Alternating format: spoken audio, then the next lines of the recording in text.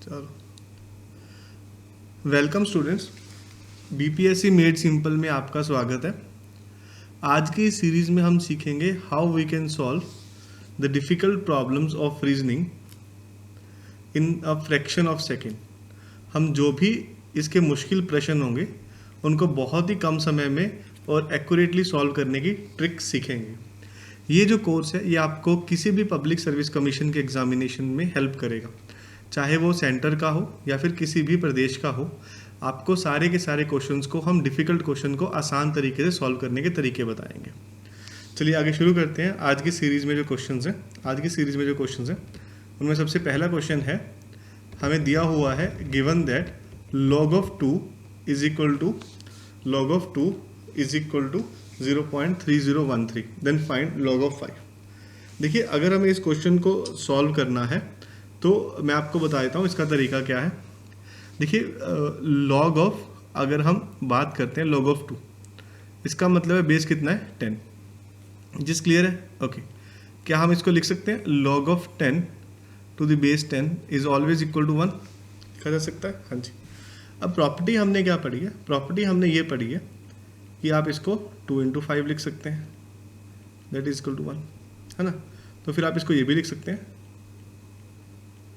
यहाँ पर आ जाएगा log ऑफ 2, यहाँ पर आ जाएगा log of 2 plus log of 5 is equal to 1। इसकी वैल्यू आपको दी हुई है, ये इस तरफ जाके क्या हो जाएगा, माइनस हो जाएगा। तो यानी कि आंसर आ जाएगा log of 5 is equal to 1 minus log of 2, which is 1 minus 0.30103 and रफली इक्वल टू 0.69। क्लियर होगी ये चीज़? चलिए, वैसे ये हमने इस तरीके से क्वेश्चन सॉल्व कर लिया, अलग बात है, लेकिन वैसे आपको पता होना चाहिए किसकी वैल्यू, log ऑफ 2 की, log ऑफ 3 की और log ऑफ 5 की, ये पता होना चाहिए। मैं आपको इसका आसान तरीका बता देता हूँ। log ऑफ 2 की वैल्यू शुरू होगी 0.3 से, log ऑफ 3 की वैल्यू शुरू होगी 0.4 से और log ऑफ 5 की वैल्यू शुरू होगी 0.6 से। तो ये एक तरीके का शॉर्टकट है, कभी भी क्वेश्चन है आप डायरेक्ट आंसर इस तरीके से लिख सकते हैं। समझ आ गई चीज़? हेंस इसका आंसर आ गया ऑप्शन डी, ऑप्शन डी। चलिए अगला क्वेश्चन देखते हैं एक बार। अगला क्वेश्चन में कहा गया है a man can row 7.5 kilometers per hour in still water and if a river is running at 1.5 kilometer per hour it takes 50 minutes to row to the back and pace. Okay, how far? Okay, very good. तो जो speed of boat दे रखी है हमें, वो हमें दे रखी है 7.5 kilometre. Speed of boat 7.5 kilometre दे रखी है और स्पीड ऑफ वाटर या स्ट्रीम हमें 1.5 किलोमीटर दे रखी है, किलोमीटर पर आवर, kmph। ठीक है, ओके। बस हम इसको 7.5 लिख लेंगे और इसको हम लोग 1.5 लिख लेंगे। ओके, अगर हम इस स्पीड की बात करें, स्पीड अपवर्ड या अपस्ट्रीम जिसको हम बोलते हैं, upstream is equal to SB minus SW और downstream is equal to SB plus SW। Upstream का मतलब होता है बहाव के उलट जाना, तो ये दोनों की स्पीड माइनस हो जाएगी तो आंसर आ जाएगा 6, और ये दोनों प्लस हो जाएगा तो आंसर आ जाएगा 9। आंसर कितना आ जाएगा? 9। अब उसने कहा है कि वो 50 मिनट टोटल लेता है, तो फिक्स क्या है, देखो यहाँ से यहाँ जाएगा और फिर वापस आएगा, तो जितना डिस्टेंस ये है उतना ही ये होगा, सेम होगा।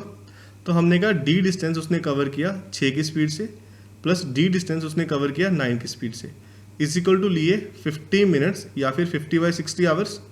हाँ कि ना? इसका डायरेक्ट आंसर डिनोमिनेटर आ जाएगा 54 और ऊपर आ जाएगा d into 15 is equal to 5/6। 5 3 6 9 ये कट गया, तो distance is equal to what 3 kilometers. यानी कि वन साइड का डिस्टेंस कितना आ गया उसका? 3 किलोमीटर्स। यहाँ पे ना आपको ध्यान देने लायक ये बात है, कभी कभी क्वेश्चन में पूछा होता है कि टोटल डिस्टेंस कवर्ड, तो वो कितना आ जाएगा 3 × 2 6 kilometres, but one sided he covered the distance of 3 kilometres only. Clear होगी ये चीज़? क्लियर है? चलो नेक्स्ट क्वेश्चन देखते हैं। नेक्स्ट क्वेश्चन कंपाउंड इंटरेस्ट का है। A sum of money invested at compound interest amounts to Rs 4624। ठीक है, तो उसने कहा है कि कोई भी अमाउंट थी, कोई एक्स अमाउंट थी, ठीक है, 2 साल 2 ईयर्स के बाद वो अमाउंट होगी 4,624। अब जो 4,624 रुपये है, इसके 1 साल के इंटरेस्ट के बाद अमाउंट होगी 4,913।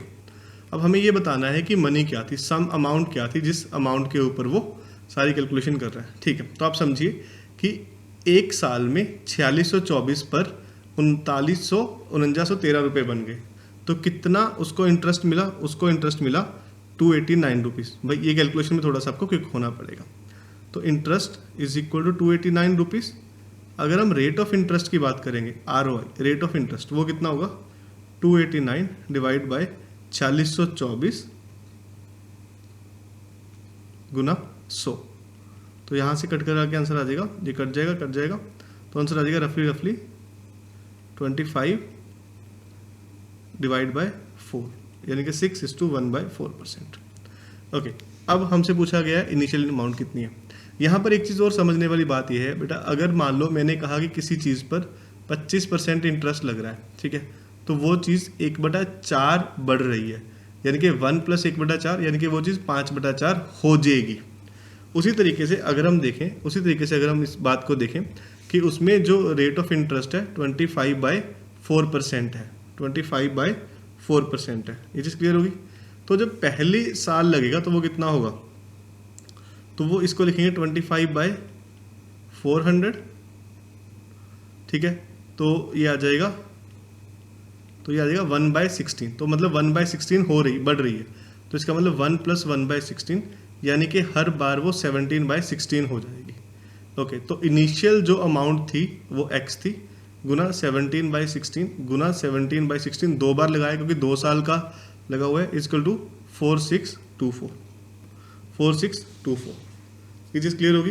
अब जब आप इसको कैलकुलेट करेंगे तो आप इसको कैंसिल आउट कर दो पहले 17 से, तो 17 से जब इसे डिवाइड करेंगे तो आंसर आ जाएगा 272। 17 2 ज़ा 72। इसको फिर से अगर हम 17 से डिवाइड कर लेंगे, तो 16 आ जाएगा। तो इनिशियल अमाउंट कितनी बन गई? 16 × 16 × 16। अब भाई अगर आपको आता है डायरेक्ट, मतलब ये चीज़ पता है कि इसका मल्टीप्लिकेशन क्या है, फिर तो ठीक है। अगर नहीं पता तो आप देखो इसका यूनिट डिजिट देख लो, 6 × 6 × 6। वैसे मेरे हिसाब से 4096 होना चाहिए, ठीक है, लेकिन अगर हम इसके यूनिट डिजिट से भी देख लें, हम उससे भी सॉल्व कर सकते हैं। कैसे, वो मैं आपको समझाता हूँ। देखो आपके पास जितनी भी ऑप्शंस है उन सारी ऑप्शंस का हम यूनिट डिजिट देख लेते हैं। देखो यहाँ पर डिजिट कितना आ रहा है? 16 × 16 × 16 आ रहा है। देखो 3 ऑप्शंस हैं जिनका जो यूनिट डिजिट है 6 आ रहा है। तो इसका मतलब जा तो ये होगी, या ये होगी। अब ये नंबर क्या है? 16। अब कोई भी नंबर ये 16 पर डिविजिबल है, तो कोई भी नंबर 16 पर कब डिविजिबल होगा? अगर उसके लास्ट के 4 डिजिट 16 पर डिविजिबल है। समझ आ गई ये चीज़? क्लियर है? चलो यहाँ पर आंसर आ गया 4096। चलिए फटाफट एक बार अगला क्वेश्चन देख लेते हैं क्या है इसमें। अच्छा क्वेश्चन है। इसमें कहा गया है कि if 2nC3 is to nC2 is equal to 12:1। Okay, तो ये कॉम्बिनेशन का क्वेश्चन है। तो 2nC3 by nC2 is equal to 12/1। ये बनेगा 2n factorial upon 2n - 3 factorial into 3 factorial upon में, पर हम इसको रेसिप्रोकल ले लेंगे, या फिर हम इसको इधर ले जाते हैं, इज इक्वल टू में, is equal to 12 times n factorial by n - 2 factorial into 2 factorial. Clear है चीज़? ओके, इसको सिंप्लीफाई करेंगे, ये आ जाएगा 2n into 2n - 1 into 2n - 2 divide by 3 factorial equal to 12 into n - 1 into n factorial into n divide by 2 factorial. Further जब आप इसको सिंप्लीफाई करेंगे, ठीक है, अब आप इसको कैंसिल आउट कर दो। जैसे n से n कट गया, n - 1 से ये कट गया, यहाँ पर 2 कॉमन आ गया, और ये कट गया, यहाँ पर 3 आ गया, ठीक है। तो ये आ जाएगा 2n - 1 इज इक्वल टू 8। तो यानी कि n की वैल्यू कितनी आ गई? यहाँ से, ठीक है। तो यहाँ पर n की वैल्यू आ गई 5। ठीक है students, if you like this solution please do subscribe us and text us for more information. Thank you.